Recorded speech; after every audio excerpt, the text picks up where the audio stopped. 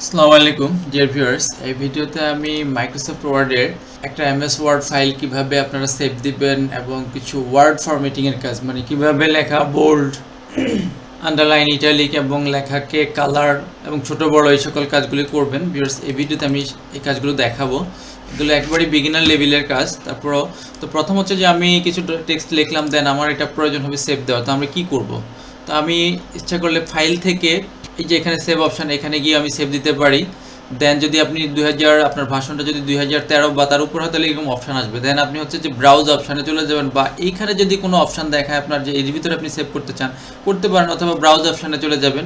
এখানে ব্রাউজ অপশানে গেলে ভিউয়ার্স আপনাকে একেবারে ফুল দেখাবে যে আপনি কোথায় হার্ড ডিস্কের ভিতরে সেভ দিবেন, মানে হার্ড ড্রাইভের কোনো ভিতরে লোকাল ডিস্কে সেখানে সেভ দিতে পারেন, অথবা আপনি চাইলে ডেস্কটপেও সেভ দিতে পারেন। যে উপরে চলে আসলে আপনি একবার ডেস্কটপ পাবেন সেখানে। তো আমি ধরে নিলাম যে আপনি ডেস্কটপে সেভ দিবেন, তো দিতে পারেন। তো এই কাজটা কিন্তু আমরা চাইলে কিবোর্ড থেকে অনায়াসে করতে পারি। কিবোর্ড থেকে কন্ট্রোল-S, জাস্ট কন্ট্রোল-S প্রেস করলেও কিন্তু এই সেভ অপশানটা চলে আসবে ভিউয়ার্স।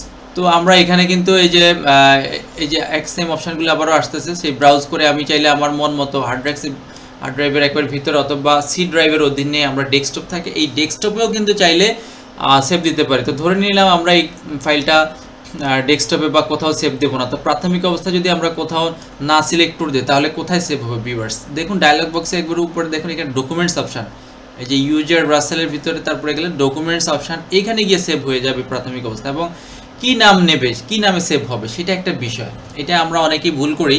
ডিফল্ট অবস্থায় ভিউয়ার্স আপনার যে ডকুমেন্টসের সবার টপ যেই সেন্টেন্সটি আছে একবার সবার উপরে, ওই সেন্টেন্সটি সে কিন্তু কি ক্যাচ করবে। সেখানে যদি কোনো ওয়ার্ড থাকে সেই ওয়ার্ডটাকে সে ক্যাচ করে কিন্তু কি সে ওই ফাইলের নামটা দেবে। তা আমরা সেক্ষেত্রে কি করব, আমরা যদি ওই নামটা দেব না বা দিতে যদি না চাই তাহলে সেক্ষেত্রে আমরা এটাকে সিলেক্ট করে ডিলিট করে দেবো, ব্যাক স্পেস দিয়ে ডিলিট করে দিলাম।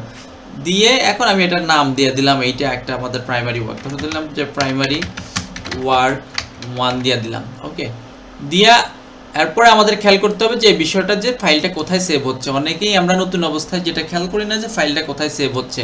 তো আপনি যদি কোনো লোকেশন যদি সেট না করে দেন ভিউয়ার্স, দেন আপনার এই ফাইলটা তাহলে এটা ডেস্কটপে হবে না, এটা হবে ডকুমেন্টসের ভিতরে। এই যে ডকুমেন্টস অপশন আছে এখানে চলে যাবে, এটা হচ্ছে ডিফল্ট সেটিং ভিউয়ার্স, এটা ডিফল্ট সেটিং এখানে চলে যাবে। তো সেটা আমরা এখন দেখাবো যে ডিফল্ট সেটিং। আর যদি আমার প্রয়োজন হয় যে না আমি ভিন্ন জায়গায় করবো তাহলে যে ডেস্কটপ দিতে পারি, বা এই যে আমার এখানে মাই ওয়ার্ক আছে এই যে লোকাল লিস্ট এখানে হতে পারে। তো আমরা একটু দেখি আসলে ডিফল্ট সেটিং এসে কোথায় যায়। ওকে, সেভ দিয়ে দিলাম। তো এখন আমি ফাইলটাকে ক্লোজ করে দিলাম ভিউয়ার্স। এখন আমি এটাকে যেমন আমার কম্পিউটারের যে মূল যে ফাইল আইকন আছে সেটা চলে যাই কম্পিউটারে। এখন আমি এই যে ডকুমেন্টস অপশানে যাই, দেখি ভিউয়ার্স এখানে প্রাইমারি ওয়ার্ক, এই যে ভিউয়ার্স দেখতে পাচ্ছেন এই যে এখানে প্রাইমারি ওয়ার্ক। ওকে, এই যে এখানে দেখা যাচ্ছে যে এই যে প্রাইমারি ওয়ার্ক 1 নামে একটা ফাইল কিন্তু এখানে কি আছে। তো আমি এটাতে ডাবল ক্লিক দিয়ে ওপেন করছি, বা আপনার রাইট বাটন ক্লিক দিয়ে ওপেন করতে পারেন।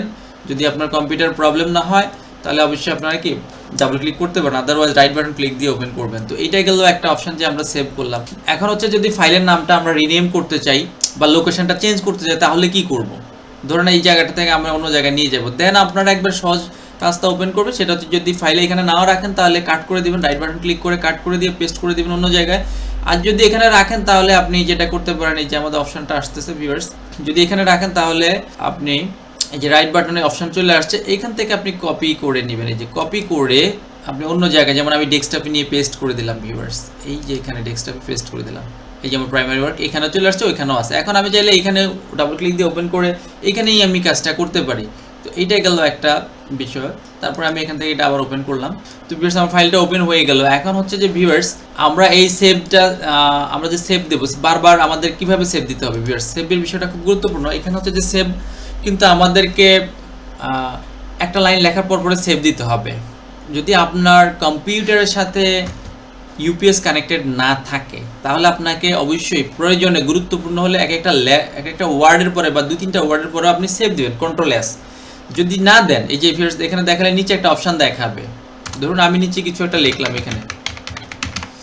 এখন আমি এই লেখাটা যদি সেভ না করি ভিউয়ার্স তাহলে এটা কিন্তু আমি যখন এখানে ক্লোজ করব তখন কিন্তু সে ওয়ার্নিং দেবে যে আপনি ফাইলটাকে এই লেখাটা টেক্সটটাকে সেভ করবেন কিনা। আর যদি আমি নো দিয়ে দিই তাহলে কিন্তু এই লেখাটা কিন্তু সেভ হবে না। তো সেক্ষেত্রে আমরা কি করব, কোনো ওয়ার্ড, গুরুত্বপূর্ণ ওয়ার্ড বা একটা সেন্টেন্সের পরে অবশ্যই সেভ দেবো। এভাবে কিবোর্ড থেকে কন্ট্রোল এস দিলে দেখুন ভিউয়ার্স নিচে এই যে এখানে একটা কিন্তু অপশান দেখাচ্ছে যে ওয়ার্ড ইজ সেভিং।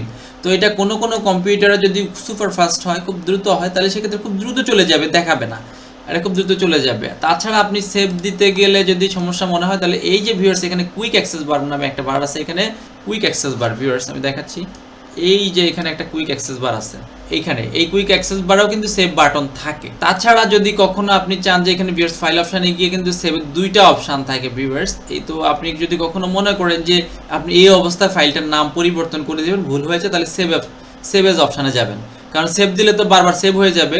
আপনি যদি এখন নাম পরিবর্তন করতে চান টোটালি, যে এখান থেকে আর আমি কাজ করবো না, তাহলে এখানে এই যে ব্রাউজার এখন কিন্তু চাইলে আপনি এটাকে প্রাইমারি ওয়ার্ক 2 দিয়ে ওই জায়গায় আবার সেভ দিতে পারেন আলাদা নামে। তবে ভিউয়ার্স সেভের ক্ষেত্রে যেটা খেয়াল করবেন, সেম নাম, সেম কেস, মানে সেমই লেখার স্টাইল যদি সেম থাকে তাহলে কখনোই একই লেখা দুইবার সেভ হবে না, একই টেক্সট দুইবার হবে না। প্রয়োজন ওইটা রিপ্লেস হয়ে যাবে, আগের ফাইলটাকে কেটে দিয়ে সে নতুন করে বসে যাবে। অবশ্যই আপনারা যদি সেম জায়গায় সেম নামে কোনো কিছু সেভ দিতে যান, তাহলে সেটা অবশ্যই খেয়াল করবেন, অবশ্যই নামটা একটু ডিফারেন্ট করে দেবেন, একটু ভিন্ন করে দেবেন, ঠিক আছে, এইটাও কিন্তু খেয়াল করবেন। তো আর লোকেশনের বিষয়টা তো বললামই, এটা অবশ্যই গুরুত্বপূর্ণ, সেটা অবশ্যই খেয়াল করবেন। তারপরে আসেন, আচ্ছা তারপরে আসি আমরা এখান থেকে সেভের বিষয়টা দেখলাম। এখন সেভের আরও বিভিন্ন ফরম্যাট আছে। আমরা যে ভিন্ন ফরম্যাটে সেভ দেবো, এখন ওয়ার্ড ডকুমেন্ট আছে, আমি চাই যে এটা পিডিএফ করে ফেলবো, তাহলে কি করবো, তাহলে এখানে সেভ অপশানে গেলে হবে না, সেভ এজ অপশানে চলে যেতে হবে। এই সেভ এজের আরও একটা কাজ আছে ভিউয়ার্স, এই যে আমরা এটা দেখালাম, শুধু নাম পরিবর্তন না, এই যে save as a type viewers, এটা তো ডিফল্টে থাকে ওয়ার্ড ডকুমেন্ট। আমি যদি এখন পিডিএফ করি তো এখানে ভিউয়ার্স দেখুন এই যে পিডিএফে চলে আসছে। তাছাড়া যদি কখনো লেটেস্ট ভার্সন আপনি কোথাও পাঠান কারো কাছে, সেক্ষেত্রে আপনার একটা কাজ করতে হবে, সেটা হচ্ছে ওল্ড ভার্সনে আপনাকে কনভার্ট করে দিতে হবে। যেমন এই যে ওয়ার্ড ভিউয়ার্স দেখুন এখানে দেখা যাচ্ছে যে এই যে ওয়ার্ড 97 থেকে 2003 ফরম্যাট, এই ফরম্যাটে আপনারা এটাকে ফাইলটাকে সেভ দিয়ে পাঠাবেন। আর যদি কেউ পিডিএফ বলে তো অবশ্যই পিডিএফ করবেন, এই যে পিডিএফ আছে এখানে। আমি এখন এই প্রাইমারি ওয়ার্ক, এইবার কিন্তু ভিউয়ার্স এই সেম নামে আমি পিডিএফটাকে সেভ করাতে পারবো, কারণ হচ্ছে দুইটা ফাইল ফরম্যাট কিন্তু কি ভিন্ন, দুটো প্রোগ্রামই ভিন্ন। এখন এই যেটা আমি সেভ দিয়ে দিলাম, এখানে আরও অপশান আছে ভিউয়ার্স এই পিডিএফ, আর এখানে দেখা যাচ্ছে যে আরও বিভিন্ন ধরনের কারেন্ট পেজ, যদি আপনি একাধিক পেজ হয় তাহলে কারেন্ট পেজ করতে পারেন, অথবা এখান থেকেও আপনি চাইলে যদি 10-20 পেজ হয় সেখান থেকে আপনি 1 থেকে 5 পেজ চাচ্ছেন সেভ করবেন, সেটাও কিন্তু পারবেন। এই যে যেটা এই যে এখানে অপশান আছে ভিউয়ার্স, তো আমি এখন এটা সেভ দিয়ে দিচ্ছি। ওকে, তো ভিউয়ার্স আমরা একটু ফাইলটা দেখি, আমাদের ডেস্কটপে ফাইলটাও সেভ হয়েছে কিনা। ভিউয়ার্স দেখুন এই যে প্রাইমারি ওয়ার্ক 1 ডেস্কটপে সেভ হয়ে গেছে, যেহেতু আগের ফাইলটাও আমরা কি ডেস্কটপ থেকে ওপেন করছি, তাই অটোমেটিকলি সেই ডেস্কটপে কিন্তু ফাইলটা ওই জায়গাতে সেভ হয়েছে। তাছাড়া লোকেশন আমরা চেঞ্জ করে দিতে পারতাম ভিউয়ার্স, এই যে প্রাইমারি ওয়ার্ক সেভ হয়ে গেছে এখানে। তো দেখা যাচ্ছে যে আমরা কিন্তু ইজিলি ফাইলটাকে ভিন্ন ফরম্যাটে কিন্তু আমরা সেভ দিতে পারবো। তো ভিউয়ার্স আরও একটা জিনিস বললাম যে অবশ্যই ওল্ড ভার্সনে, কেন ওল্ড ভার্সনটা খুব গুরুত্বপূর্ণ, যদি কখনো কাউকে পাঠান দেখা যাচ্ছে সে ওল্ড ভার্সন ব্যবহার করতে পারে। যদি আপনি লেটেস্ট ভার্সন পাঠান তাহলে সে কিন্তু ফাইলটা যথাযথভাবে ওপেন করতে পারবে না, পারলেও টেক্সটগুলো কিন্তু ফরম্যাট ঠিক থাকবে না, এটা একটা বিষয়। এখন আমরা দেখবো যে কিছু ফাইল ফরম্যাট, আমাদের টেক্সট ফরম্যাট দেখবো, কিছু ফরম্যাটিংয়ের কাজ দেখবো। যেমন এই লেখাগুলোকে যদি আমরা বোল্ড করতে চাই বা কোনো একটা লেখাকে, সেক্ষেত্রে আমরা লেখাটাকে সিলেক্ট করতে হবে। এখন সিলেকশনটা কীভাবে করবো, মাউস ক্লিক করে আমরা ড্র্যাগ করবো, যতটুকু প্রয়োজন ততটুকু করে যে আমি বোল্ড করে দিলাম, ইটালিক করে দিলাম, আন্ডারলাইন করে দিলাম। এখানে ডাবল আন্ডারলাইন আছে, আমি চাইলে ডাবল আন্ডারলাইন করতে পারি। আবার আরেকটা জায়গায় আমি সিলেক্ট করলাম, আরেকটা জায়গা প্রয়োজন, এইটাকে আমার কি করতে হবে, কালার চেঞ্জ করে দিতে হবে। আমি রেড করে দিলাম, এখান থেকে কালার ডিফারেন্ট করে দিলাম, আরেকটা জায়গায় সেভ করলাম। তো সেম কাজটা আমরা এখানে করলাম, আবার এটাকে হাইলাইট করে দিলাম। এখানে এই যে আমাদের হাইলাইট আছে, এই যে ভিউয়ার্স যে দেখতে পাচ্ছেন। এখন কথা হচ্ছে এই যে ফরম্যাটিং কাজগুলি করতেছেন আপনি, ঠিক আছে, এই ফরম্যাটের কাজগুলো আপনি ডিলিট করবেন কিভাবে, বাতিল করবেন কিভাবে, যেটা যেই অপশন থেকে ভিউয়ার্স আনছেন ওইখান থেকে এটা বাতিল করতে হবে। তাইলেই আপনি করতে পারবেন। যে নো কালার করে দিলাম, এখানে যেটা করে দিলাম, এখানে কয়েকটা কাজ করছি, আন্ডারলাইনটা এই যে উঠাই দিলাম, ক্লিক দিয়ে বোল্ড ইটালিক উঠাই দিলাম, একবারে সিম্পল। সিলেকশনের বিষয়টা ভিউয়ার্স কীভাবে ব্লক করবেন, অনেকে বলে ব্লক বলে টেক্সট ব্লক, এটা কিভাবে সিলেকশন করবেন, মাউস দিয়ে অনেকে প্রবলেম হতে পারে। আপনি কার্সর বাম লেফটে রাখবেন এবং শিফট চেপে ধরে ডান দিকের অ্যারো, একবারে যে ডান পাশে যে নাম্বার নিউমেরিক প্যাডের সাথে যে তীর চিহ্নগুলো আছে, শিফট চেপে যদি আপনি ডান দিকে চান, তার ডান দিকের লেখাগুলো টেক্সটগুলো কিন্তু কি সিলেক্ট হয়ে যাবে। তো আমি চাইলে আস্তে আস্তে একবার করে ক্লিক করে আমি এভাবে সিলেকশন করে দিতে পারি। এটা হচ্ছে স্মুথ সিলেকশন বলা হয় যেটাকে। তারপরে আমি এটাকে বোল্ড করে দিলাম, ইটালিক করে দিলাম, দেন আদার ফরম্যাটস করে দিলাম। এই যে এখান থেকে ভিউয়ার্স আরেকটা অপশন আছে ইনক্রিজ ফন্ট এবং ডিক্রিজ ফন্ট। তো ইনক্রিজ ফন্টের ক্ষেত্রে আপনি এই যে এখান থেকে বড়টা দিলে ইনক্রিজ হবে, ছোটটা দিলে ছোট হবে।